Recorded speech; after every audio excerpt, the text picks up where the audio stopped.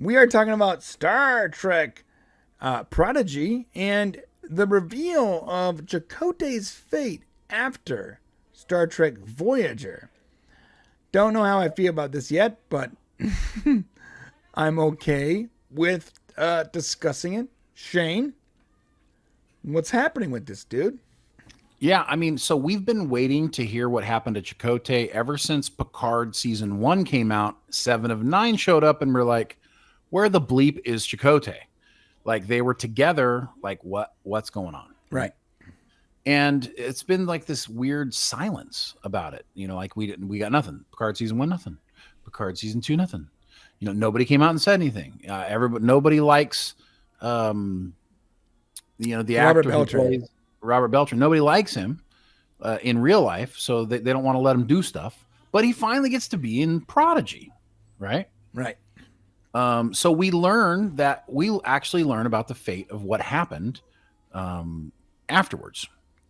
And I don't know if this goes specifically into it, but we haven't followed, you have to forgive us, we haven't followed Prodigy, although we are going to get there, I believe. Hopefully. Yes, eventually. But apparently, and the other article that we had a couple weeks ago actually had the year, and I want to say it's like 2383 or something like that.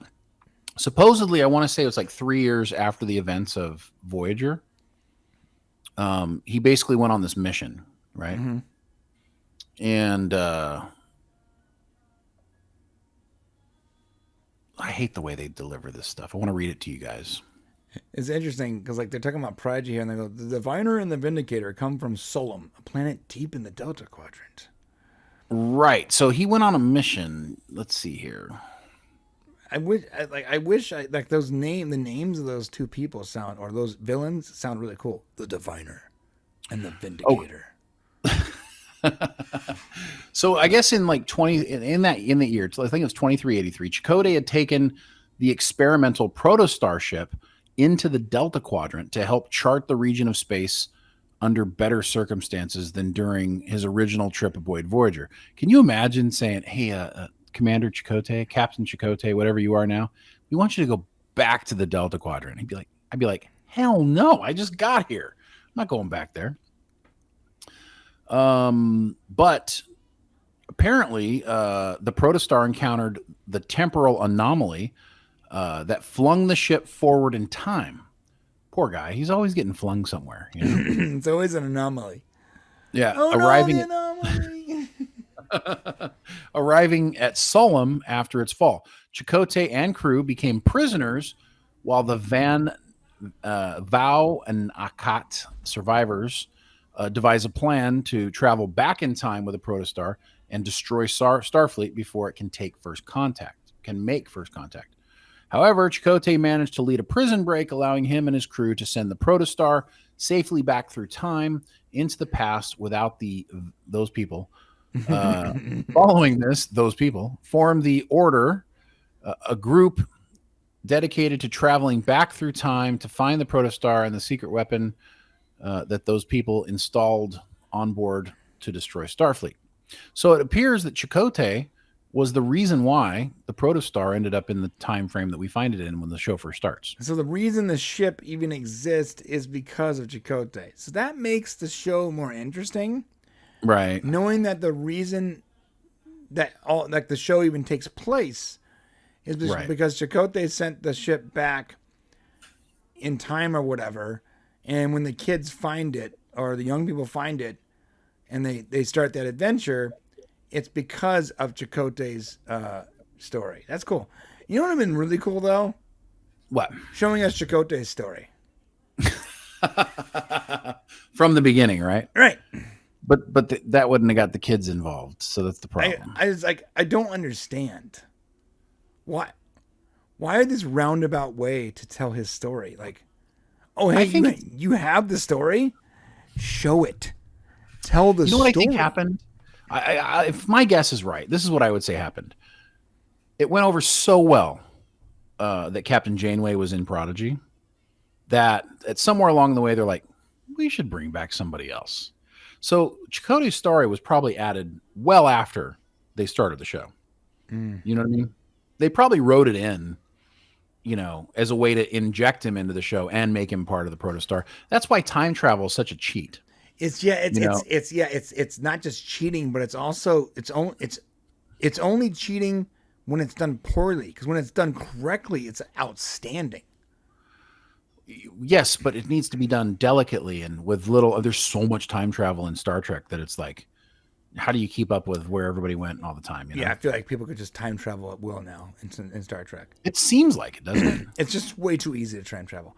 And we see them time traveling in literally every version, in the Enterprise, in TOS, in every time period. Discovery's time period, TNG's time period, Voyager's time period, Picard's time period. Like, everyone's always time traveling.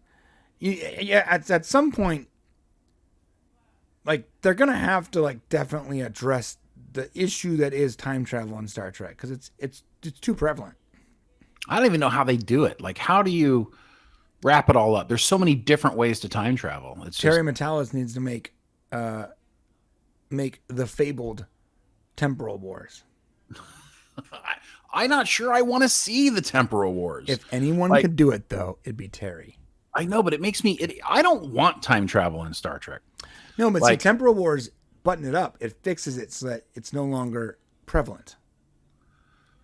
But it's still happening. So I just want it to stop. Like, unless there's special circumstances, like Kirk and Spock go back to, the early 1900s and some woman crosses the street and she gets killed, or they go back to 1984 and save the whales. Like, I'm cool with all that stuff. Like, that's good time travel. Like, or First Contact when they go back. That's cool. But this time travel within our canon timeline, it feels muddy and messy to me. It is, yeah. That bothers me. And the time travel other places and other times and have adventures, but just stop messing up warp travel. Stop sending us around in weird places, but it's used as a tool to explain how things happened. It's a MacGuffin. It's not, it's cheating. It's the steroids of storytelling. Right. And you're completely right, which is a good callback, by the way. Thank you.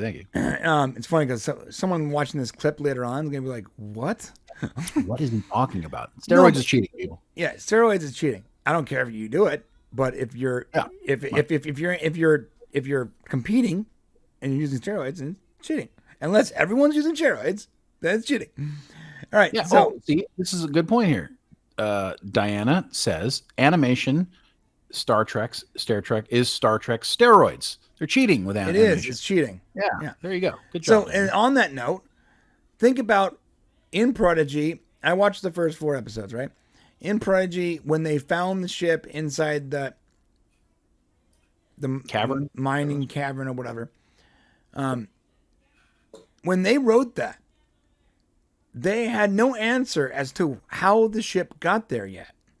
Probably not. Or they may have had an idea. They might have had an idea, but I'm pretty sure it changed when they brought Chakotay. No, I think you're right. I think that Chakotay, that is how they got there. So telling a story without knowing the origins of the story, it's such a thing that happens now in TV and movies or in TV specifically, where they start a story and they just hope that they find a way to explain those things as it happens. Right.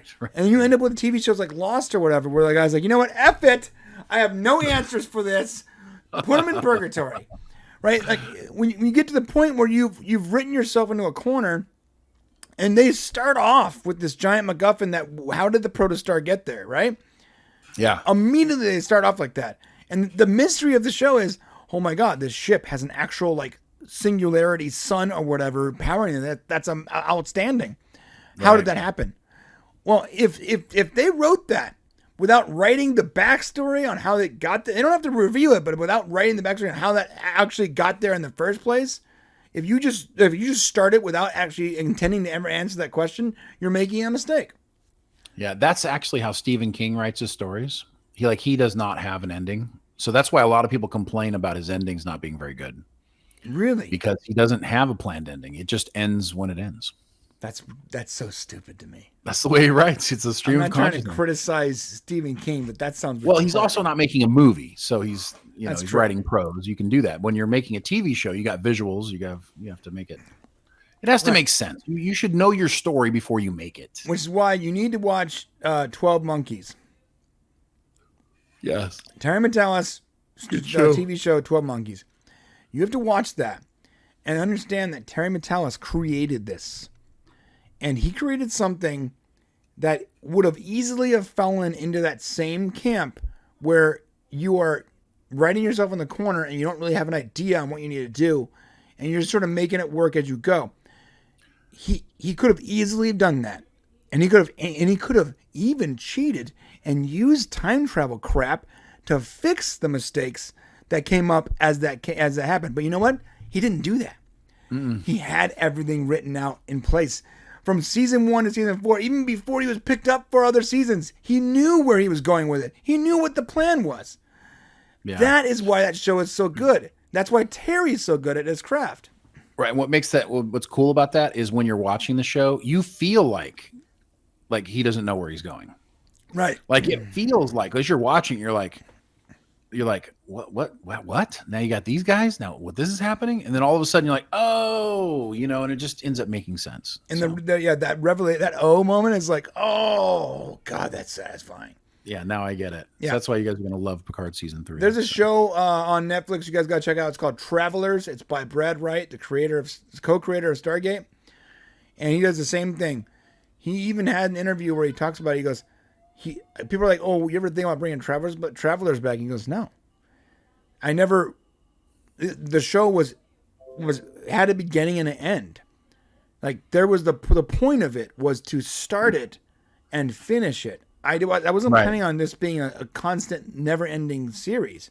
It wouldn't have worked as a show had it been gone forever. But what he doesn't know, what a lot of people don't know, is he only got that first season, which means that he wrote the entire thing, hoping to get the entire run ordered, but he only got that first season ordered initially, and he still created it that way. So that's the right way to tell a story in TV. Yeah, good creators know what their roadmap is, right? And that's you can't wing it. You can't wing it when you're doing big stuff. Yeah, unless you're J.J. Abrams and you have $1 billion. Apparently, you can. Well, that's why he wings it.